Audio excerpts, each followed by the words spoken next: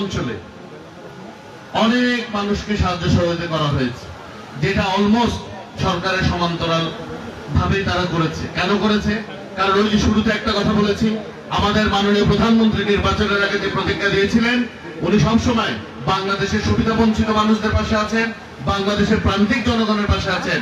বিশেষ করে এই 3 পার্বত্য জেলায় ওনার বিশেষ নজর আছে, যে কারণে এই দুর্যোগ হওয়ার প্রথম দিনই মন্ত্রণালয় থেকে 1300 মেট্রিক টন চাল দিয়েছেন এবং এই প্রত্যেকটি জেলায় উনি নিজ তহবিল থেকে 20 লক্ষ টাকা করে জেলা প্রশাসকদের কাছে পাঠিয়েছেন। এছাড়া অন্যান্য প্রণোদনা তো বিভিন্ন মন্ত্রণালয় থেকে আসছেই। একটা জিনিস আমাদের মনে রাখতে হবে, উনি যে রংধনু জাতি গঠনের প্রত্যয় ব্যক্ত করেছেন, এটা সরকারের পক্ষে শুধু একলা সম্ভব না, এমপি মহোদয়ের পক্ষে একলা সম্ভব না, আমার পক্ষে একলা সম্ভব না। এটা আমরা সকলে মিলে এই অঞ্চলকে সমৃদ্ধ করতে, এই অঞ্চলের সকলের উন্নয়ন নিশ্চিত করতে, এই অঞ্চলের সকল গোষ্ঠী, পাহাড়ি, বাঙালি সকলের জীবনমান উন্নয়ন করতে আপনাদেরও সহযোগিতা লাগবে, আপনাদেরও ঐক্যবদ্ধ প্রচেষ্টা লাগবে।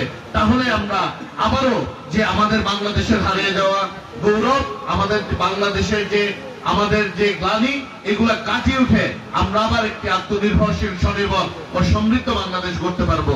এবং এই বিশেষ করে বাংলাদেশের মধ্যে এই 3 পার্বত্য জেলাকে সবচেয়ে সমৃদ্ধ জনপদে আমরা ইনশাল্লাহ পরিণত করতে পারবো যদি আমরা সরকারকে আপনাদের এলাকার অবস্থান সম্পর্কে জানাচ্ছেন, অগ্রগতি দিচ্ছেন। আমার আসার একমাত্র উদ্দেশ্য হচ্ছে মাননীয় প্রধানমন্ত্রীর পক্ষ থেকে আপনাদের সাথে, এমপি মহোদয়ের সাথে আবারও একই সংহতি প্রকাশ করা, যে আপনাদের যে কোনো দুর্যোগে, যে কোনো বিপদে বাংলাদেশ জাতীয়তাবাদী দলের নেতৃত্বাধীন সরকার এবং বাংলাদেশ জাতীয়তাবাদী দল, আমাদের নেতা জনাব তারেক রহমানের নেতৃত্বে সবসময় আপনাদের পাশে ছিলাম, আছি এবং ভবিষ্যতেও থাকবো।